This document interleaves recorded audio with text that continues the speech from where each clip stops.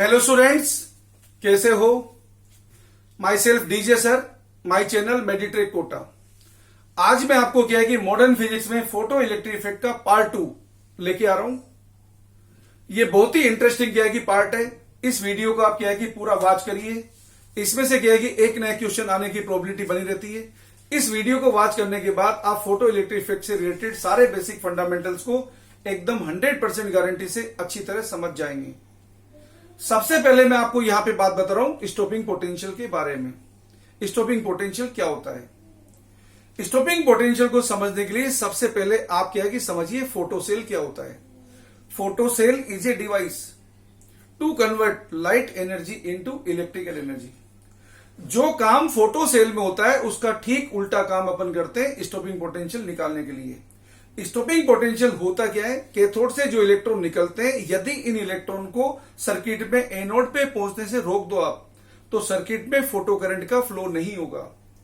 और हम यही चाहते हैं यहां पर कि सर्किट में फोटो करंट जीरो बनाने के लिए एनोड पर जो अपोजिंग पोटेंशियल लगाया जाता है, जो नेगेटिव पोटेंशियल लगाया जाता है, उसी का नाम स्टॉपिंग पोटेंशियल है। तो डेफिनेशन कैसे बोलेंगे अपन?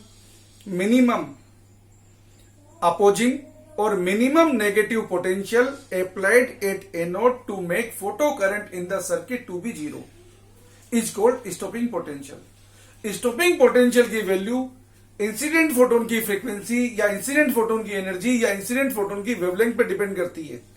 स्टॉपिंग पोटेंशियल की value number of incident photon या इंटेंसिटी पे डिपेंड नहीं करती है। Stopping potential frequency of incident photon के बढ़ाने से बढ़ता है, but not in direct proportion. ऐसा नहीं कि आपने बोला कि इंसिडेंट फोटोन की फ्रीक्वेंसी डबल कर दी तो स्टॉपिंग पोटेंशियल भी डबल हो जाएगा, ऐसा नहीं। हाँ, ये बात जरूर है कि इंसिडेंट फोटोन की फ्रीक्वेंसी बढ़ेगी तो स्टॉपिंग पोटेंशियल की वैल्यू भी बढ़ेगी। फॉर एग्जांपल आप देखिए, यदि यहां पे क्या है कि कोई भी एक कैथोड है जिसपे क्या है कि एक फोटोन गिर रहा है जिसकी एनर्जी कितनी 4 इलेक्ट्रॉन वोल्ट, और सरफेस का वर्क फंक्शन कितना है 1 इलेक्ट्रॉन वोल्ट, तो यहां पे kinetic energy of injected electron कितनी होगी 3 इलेक्ट्रॉन वोल्ट। इस 3 इलेक्ट्रॉन वोल्ट एनर्जी के इलेक्ट्रॉन को रोकने के लिए यदि आप एनोड पे क्या है कि पोटेंशियल अप्लाई करना चाहते हैं, वो अप्लाई करेंगे -3 वोल्ट। यहां पे माइनस अपोज करने का साइन है, तो -3 वोल्ट यदि आपने क्या है कि पोटेंशियल एनोड पे लगा दिया तो ये क्या है कि इलेक्ट्रॉन एनोड पे नहीं पहुंच पाएगा, सर्किट कंप्लीट नहीं हो पाएगा, सर्किट में करंट का फ्लो नहीं हो पाएगा। यही इसका स्टॉपिंग पोटेंशियल होगा। तो याद रखिए, स्टॉपिंग पोटेंशियल की कैलकुलेशन में कौन से इलेक्ट्रॉन को रोकेंगे? मैक्सिमम काइनेटिक एनर्जी के इलेक्ट्रॉन को। मैक्सिमम काइनेटिक एनर्जी का कौन सा इलेक्ट्रॉन होगा? जिसकी वेलोसिटी मैक्सिमम होगी। मैक्सिमम एनर्जी का क्या है कि इलेक्ट्रॉन कौन से फोटोन से निकलेगा? जिसकी एनर्जी मैक्सिमम होगी, जिसकी फ्रीक्वेंसी मैक्सिमम होगी, जिसकी वेवलेंथ मिनिमम होगी। तो याद रखिए, स्टॉपिंग पोटेंशियल की कैलकुलेशन हमेशा मिनिमम वेवलेंथ के फोटोन के कोरस्पॉन्डिंग जो इलेक्ट्रॉन इजेक्ट होता है उसके लिए की जाती है। अब आपको क्या है कि बात बता रहा हूं Einstein photo electric effect equation की। ये बड़ी ही इंपॉर्टेंट इक्वेशन है। इसी में से क्या है कि एक क्वेश्चन आता है और जरूर आता है। आपको बात बता रहा है कि आइंस्टीन ने क्या है कि इस फोटो इलेक्ट्रिक इफेक्ट इक्वेशन के अंदर जिस इलेक्ट्रॉन को निकालने की बात की है वो कौन सा इलेक्ट्रॉन है? वो है लीस्ट एनर्जी से बाउंड इलेक्ट्रॉन। देखो होता क्या है, फोटोन की बाउंड इलेक्ट्रॉन से जो कोलिजन होती है या तो क्या है कि परफेक्ट इलास्टिक होती है या परफेक्ट इन इलास्टिक कोलिजन होती है। When photon makes perfect in elastic collision with the bound electron of atom, जब भी क्या है कि फोटोन एटम के बाउंड इलेक्ट्रॉन से परफेक्ट इन इलास्टिक कोलिजन करता है तो फोटोन का एग्जिस्टेंस खत्म हो जाता है, फोटोन का रेस्ट मास जीरो होता है। फोटोन एक मासलेस बंडल है एनर्जी का, तो फोटोन के पास तो होती क्या है? केवल एनर्जी होती है। और जब उसने क्या है कि सारी की सारी क्या है कि एनर्जी ट्रांसफर कर दी तो फोटोन नाम की क्या है कि कहानी ही खत्म हो जाती है। तो जब फोटोन एटम के बाउंड इलेक्ट्रॉन से परफेक्ट इन इलास्टिक कोलिजन करता है तो अपनी सारी एनर्जी किसको ट्रांसफर कर देता है? एटम के बाउंड इलेक्ट्रॉन को ट्रांसफर कर देता है। और क्या है कि ये बाउंड इलेक्ट्रॉन सरफेस से निकल जाता है और फोटो इलेक्ट्रिक एमिशन की क्या है कि इवेंट हो जाती है। तो कहने का मतलब क्या होता है? Some part of energy of incident photon is utilized in ejecting the electron from the metallic surface and remaining part if any provides the kinetic energy to ejected electron. ये सारी बातें फिर से रिमाइंड करा रहा हूं, आइंस्टीन के according है। क्योंकि अगर फोटोन इनर शेल के क्या है कि इलेक्ट्रॉन से टकरा जाएगा तो हो सकता है सफिशिएंट एनर्जी होने के बावजूद भी वो सरफेस से इलेक्ट्रॉन ना निकाल पाए। तो देखिए क्या होता है यहाँ पे आइंस्टीन के अकॉर्डिंग, ये आपको क्या है कि एक मेटालिक सरफेस दिखा रखी है जिसका वर्क फंक्शन फाई है, जिसको रिप्रेजेंट करा अपन ने H mu zero equal to H C upon lambda zero. Mu zero threshold frequency है, लेमडा जीरो यहाँ पे थ्रेशोल्ड वेवलेंथ है। ई यहाँ पे एनर्जी है इंसिडेंट फोटोन की, जिसको लिखेंगे एच म्यू जब म्यू फ्रीक्वेंसी होगी इंसिडेंट फोटोन की, जिसको लिखेंगे एच सी अपॉन लेमडा जब लेमडा होगी वेवलेंथ इंसिडेंट फोटोन की। ई के मैक्सिमम, ये maximum kinetic energy of ejected electron है, जिसको स्टॉपिंग पोटेंशियल की टर्म में लिखते हैं ई वी नॉट, जिसको क्या है कि काइनेटिक एनर्जी की टर्म में लिखते हैं half M V maximum square. V maximum में मैक्सिमम वेलोसिटी होती है इजेक्टेड इलेक्ट्रॉन की, एम होता है मास ऑफ इलेक्ट्रॉन जो स्टैंडर्ड है 9.1 into 10 power minus 31 kg।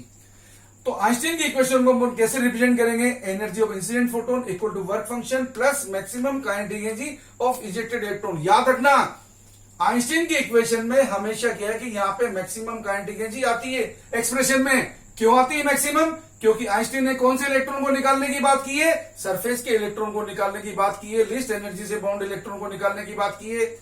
Otherwise अगर कभी भी किसी न्यूमेरिकल में आपसे ये पूछा जाए कि minimum kinetic energy of ejected electron कितनी होगी, तो याद रखना मिनिमम काइनेटिक एनर्जी अगर पूछा जाए तो 0 होती है। ध्यान रखना, आप ऐसा नहीं कि अगर ये बोल दो, इमेजिन करिए कि किसी मेटल की सरफेस पे जो फोटोन इंसिडेंट हो रहा है उसकी काइनेटिक एनर्जी 4 इलेक्ट्रॉन वोल्ट है और सरफेस का वर्क फंक्शन 1 इलेक्ट्रॉन वोल्ट है, तो मैक्सिमम काइनेटिक एनर्जी आइंस्टीन के अकॉर्डिंग आएगी 3 इलेक्ट्रॉन वोल्ट। लेकिन अगर उस क्वेश्चन में मैक्सिमम की जगह वर्ड लिखा हुआ मिनिमम, तो याद रखना 0 आंसर करना है। आप क्या है कि जल्दी से क्या है कि कंफ्यूजन में, जैसा क्या है कि बुक्स के अंदर क्या है कि नॉर्मली मिनिमम काइनेटिक एनर्जी के क्वेश्चन दे नहीं रखे होते हैं और आप क्या है कि उठा के क्या है कि 3 इलेक्ट्रॉन वोल्ट आंसर कर देंगे तो आपका गलत हो जाएगा। और नीट में क्या है कि क्वेश्चंस में क्या है कि इजी क्वेश्चंस होते हैं, आपको क्या है कि लैंग्वेज में कभी कभी फंसा सकता है, मैक्सिमम की जगह वो मिनिमम पूछ सकता है। तो ध्यान रखना इस इक्वेशन को अपन क्या है कि दूसरी फॉर्म में लिखें तो क्या लिख सकते हैं, H mu equal to H mu nought plus E V nought, या वी नोट क्या है स्टॉपिंग पोटेंशियल है। अगर लेमडा की टर्म में लिखें तो H C upon lambda equal to H C upon lambda nought plus half M V maximum square. ये क्या है कि वेवलेंथ की टर्म है। ये सब क्या है कि आइंस्टीन की इक्वेशन है जिनको डिफरेंट फॉर्म में प्रेजेंट किया है। अब आपको यहाँ पे क्या है कि आइंस्टीन की इक्वेशन के अंदर आपको ये बताता है कि वेव थ्योरी क्या है कि इसको कैसे नहीं समझा पाई थी और ग्राफ के अंदर क्या है कि इनमें क्या क्या रिलेशन आएंगे। यदि किसी न्यूमेरिकल में आपसे पूछा जाए कि maximum kinetic energy of ejected electron और फ्रीक्वेंसी के बीच में आप ग्राफ बनाइए, तो देखिए यहां से क्या है कि इक्वेशन क्या बनेगी, maximum kinetic energy of ejected electron बनेगी H mu minus 5।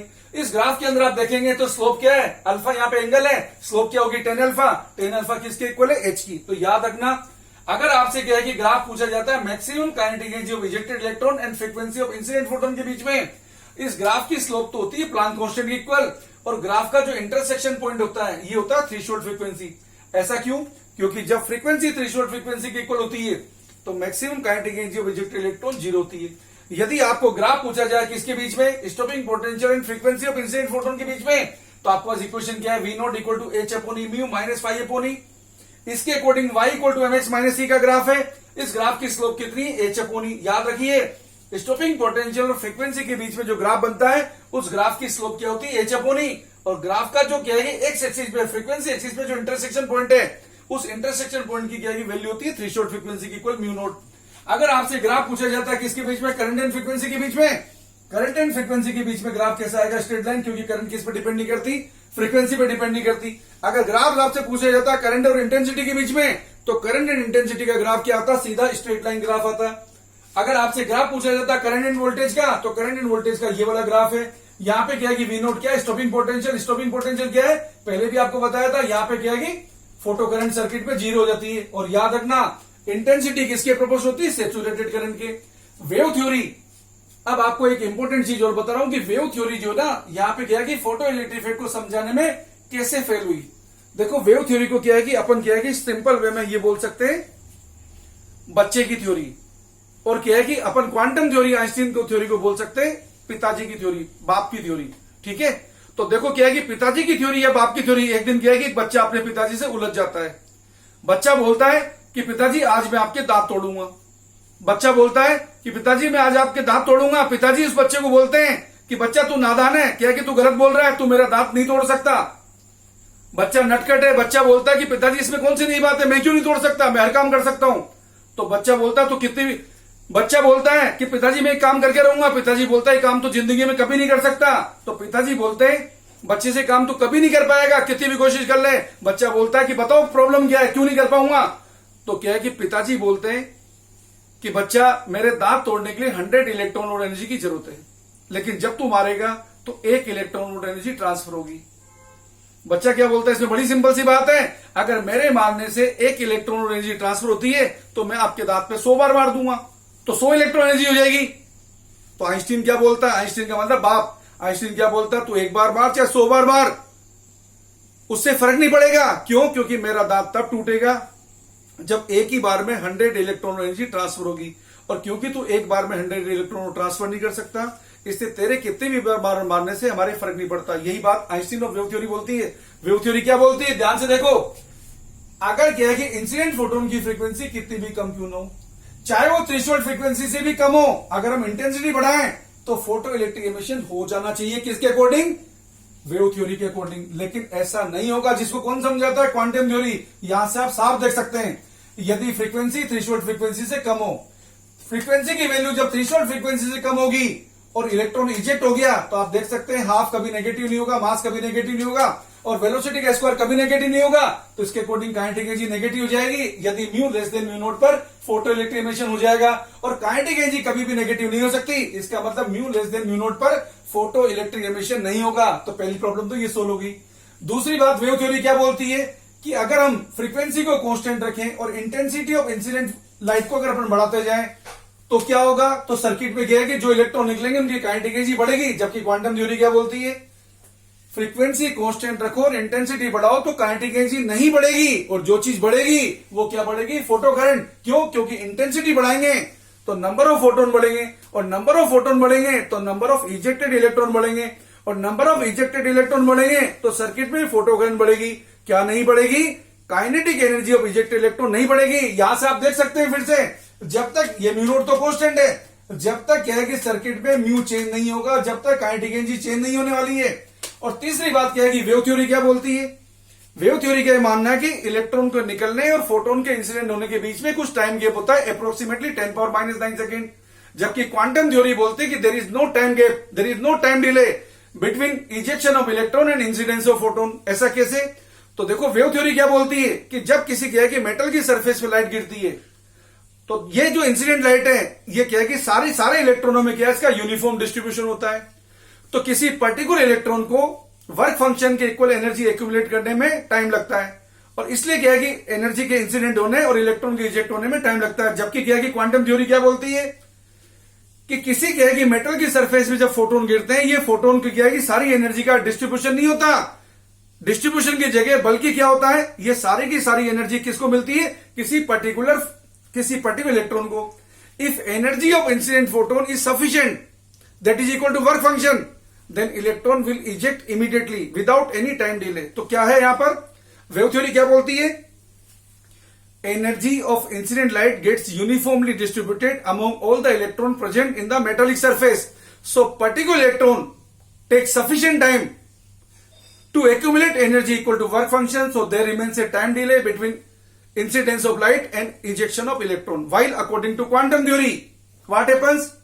The energy of incident photon do not get distributed among the electron present in the metallic surface, but it is received only and only by one particular electron. If energy of incident photon is sufficient, then ejection of electron is an instantaneous process. It gets out immediately, instantly, without any time delay. तो इस तरीके से क्या है कि wave theory इसको क्या है कि प्रोसेस को समझाने में फेल हो जाती है, और इसको क्या है कि आइंस्टीन की क्वांटम थ्योरी समझाती है। तो दिस इज ऑल अबाउट क्या है कि फोटो इलेक्ट्रिक एमिशन। आपको सारी थ्योरी, सारे फंडामेंटल्स फोटो इलेक्ट्रिक इफेक्ट के मैंने समझा दिए। अगले टर्न पे मैं आपको क्या है कि जो वीडियो लाऊंगा उसमें फोटो इलेक्ट्रिक इफेक्ट की क्या है कि बड़ी एडवांस, बड़ी अच्छी और बड़ी क्या है कि नीट के अकॉर्डिंग क्या है कि जो प्रॉब्लम्स होती है वो मैं आपके सामने लाऊंगा।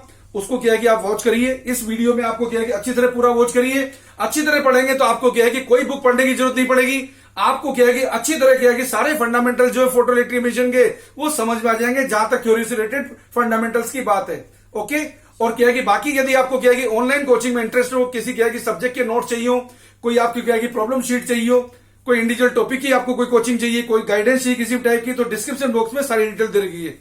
मेरे चैनल मैट्रिक कोटा को आप क्या है कि सब्सक्राइब करिए, वॉच करिए और अपने फ्रेंड्स को बताइए ताकि वो भी इसका एडवांटेज उठा सके। Thank you all of you.